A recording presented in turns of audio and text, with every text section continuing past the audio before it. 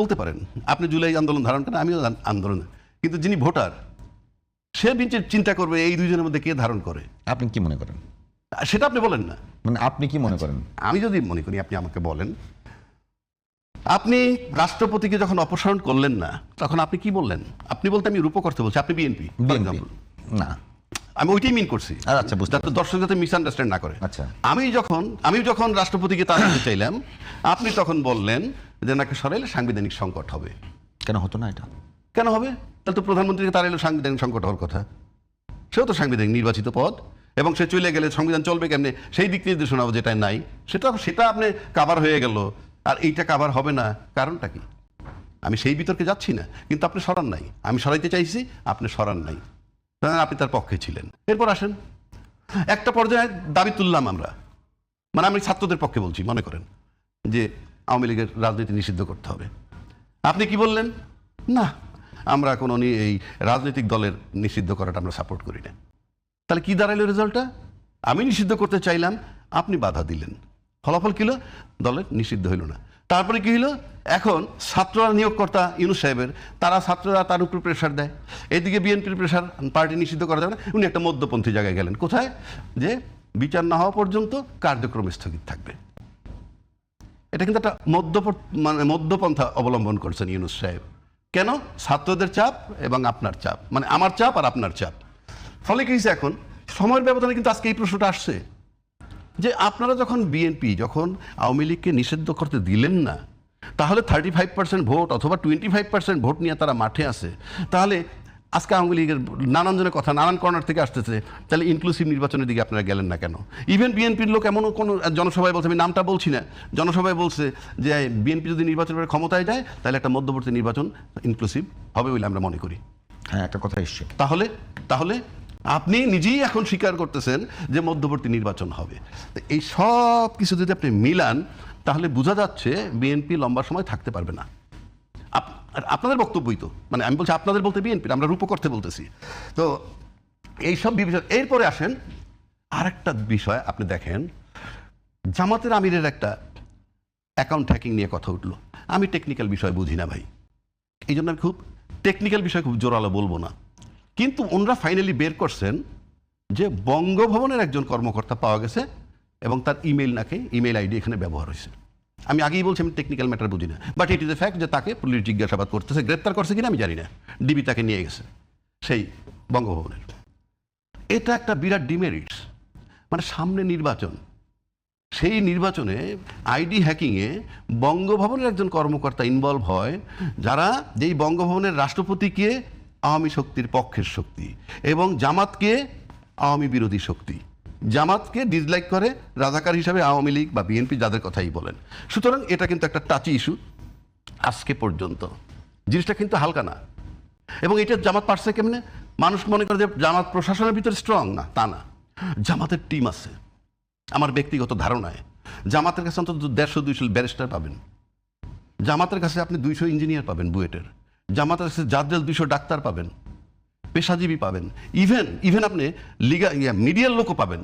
যেমন ধরেন নয়াদিগন্তার সংগ্রাম অনেক চড়াই উতরাই পার হয়ে কিন্তু জামাতের কথাই বলছে, কিন্তু 16 বছর আপনার দিনকাল যেটা, সেটা কিন্তু যাচ্ছে তাই অবস্থায় ছিল। আজকে এখনো কিন্তু বহাল তবিয়তে সংগ্রাম এবং নয়াদিগন্ত আছে।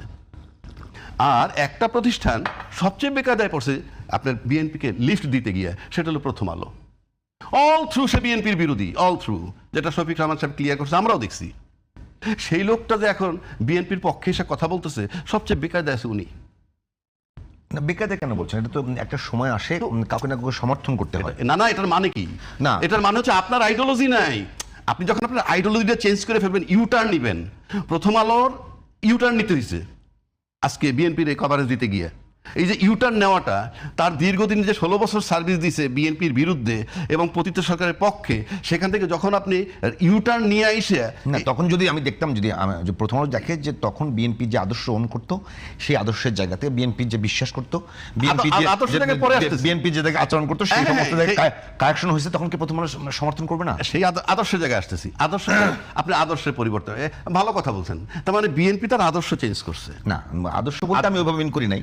আমার কথা কথাটা বুঝেন, যদি আমার সাথে মিলে যায়। যেই আদর্শে ঢুকলে পরে প্রথম আলোর সাথে মেলে, তখন প্রথম আলো তার কাভারেজ দেয়।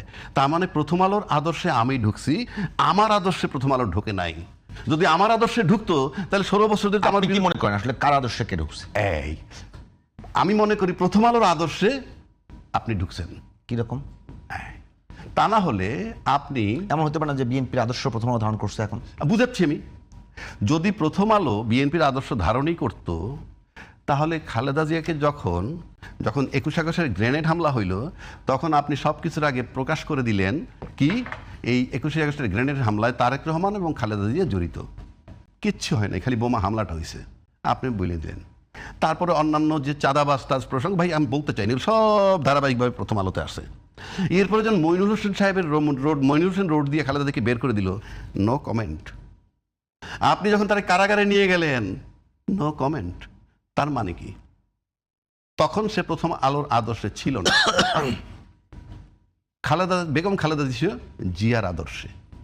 এখন জিয়ার আদর্শ খালেদা এবং তারেক রহমান তিনজন যদি আনি, জিয়ার আদর্শ ধারণ করতেন খালেদা জিয়া। এরপর থেকে এটা ফুল স্টপ। তারপরে যেটা হইল, আপনি দেখেন, আমি মিলাই দিচ্ছি আপনাকে। বাংলাদেশের দুর্ভাগ্য কি জানেন? আমাদের দুর্ভাগ্য দেখেন, বঙ্গবন্ধু যখন স্বাধীনতার পরে উনি ফেরত আসলেন পাকিস্তান থেকে, কোনো ইতিহাসে আমি যাচ্ছি না, বিতর্কিত কোনো কথায় যাচ্ছি না, কিন্তু ওই মুহূর্তে তিনি ছিলেন অবিসংবাদিত একজন নেতা। আসার পর তাকে দেশবাসী সাংঘাতিকভাবে বরণ করে নিল। বাট আমরা অল্প সময়ের মধ্যে দেখলাম উনি আত্মীয়করণের ভিতরে চলে গেলেন, নিজের আত্মীয় স্বজনের বাইরে কিছু বোঝেন না, এবং একটা পর্যায়ে দেশবাসী অতিষ্ঠ হইল, যার রিফ্লেকশন ওনার মৃত্যু হইল। মানে আমি বেকায়দায় কথা বলতে যাচ্ছি না, সিম্পল। তারপর সময়ের মধ্যে জিয়া রহমান সাহেব আসলেন, he was accepted by the whole nation. মারাত্মকভাবে নিলেন, এবং মারাত্মকভাবে নেওয়ার পর ওনার যে আইডিওলজিটা ছিল, সে যদি কন্টিনিউ করতে পারতো, একটা বেকায়দা হয়ে যেত। কোন শক্তির জন্য সেই বিতর্কে আমি যাচ্ছি না। আমরা তাকে রাখতে পারলাম না, আমরা তাকে রাখতে পারি নাই। হিসাব সহজ। এখন যদি বলেন হত্যা দুইজনই হয়েছে। একজন হয়েছে আমরা তিক্ত হয়ে গেছিলাম তাই, আর একজনকে আমরা রাখতে পারি নাই। এই যে রাখতে পারি নাই আমরা তাকে ভালোবাসি, কিন্তু সে অন্য যার জন্য ক্ষতিকারক, তারা তাকে রাখেন নাই। বিষয়টা সহজ। তারপর একটা টাইম যাওয়ার পর আসলেন হুসাইন মোহাম্মদ এরশাদ। 9টা বছর ক্ষমতায় থাকলেন, সামরিক শাসক তো দুইজনই। উনি থাকলেন কিভাবে? উনি কি জিয়ার চেয়ে যোগ্য? না। ওনার 9 বছর থাকা আর শেখ হাসিনার 16 বছর থাকার ভিতরে মিল পাবেন। এটা কিরকম? হ্যাঁ, আইডিওলজিগত। এরশাদ সাহেব কিন্তু অনেক উন্নয়নমূলক কাজ করছেন, রাষ্ট্রের অনেক উন্নয়নমূলক কাজ করছেন, কিন্তু সে হয়তো যে শক্তি তাকে বসাইছে বা পিছনে ছিল, তাদের সাথে হয়তো তার ভালো আন্ডারস্ট্যান্ডিং ছিল, এইটা করবো সেটা, একটা আন্ডারস্ট্যান্ডিং থাকে। সেটা হয়তো একসময় সে যে শান্তিপূর্ণভাবে 7-8 বছর পার করার পর যখন দেখলো যে না, যে পরিমাণ বিপু প্রত্যাশা করতেছিল সেটা পাচ্ছে না, তখন তার ভিতরে বিরুদ্ধে কিন্তু আন্দোলন গড়ে উঠলো এবং অভ্যুত্থান হয়ে গেল। খালেদা জিয়া ক্ষমতা আসলেন। বেগম খালেদা আসার পর বেগম জিয়ার গায়ের থেকে গন্ধ পাওয়া যাচ্ছে জিয়াউর রহমানের। মানে আমি বলছি গুণগত, রাজনৈতিকভাবে, সব দিক থেকে আদর্শ তার গন্ধ পাওয়া যাচ্ছে। তার গন্ধ যখন পাওয়া যাচ্ছে, তখন আপনি মনে করেন এই দেশে প্রথম থেকে তার বিরুদ্ধে কথাবার্তা উঠে নাই, এই আন্দোলন সেই আন্দোলন, বিভিন্ন বিষয় আসছে। আসার পর 96 যখন আসলো, তখন একটা ইস্যু বানানো হইলো, আসলো একটা ইস্যু, তত্ত্বাবধায়ক সরকার।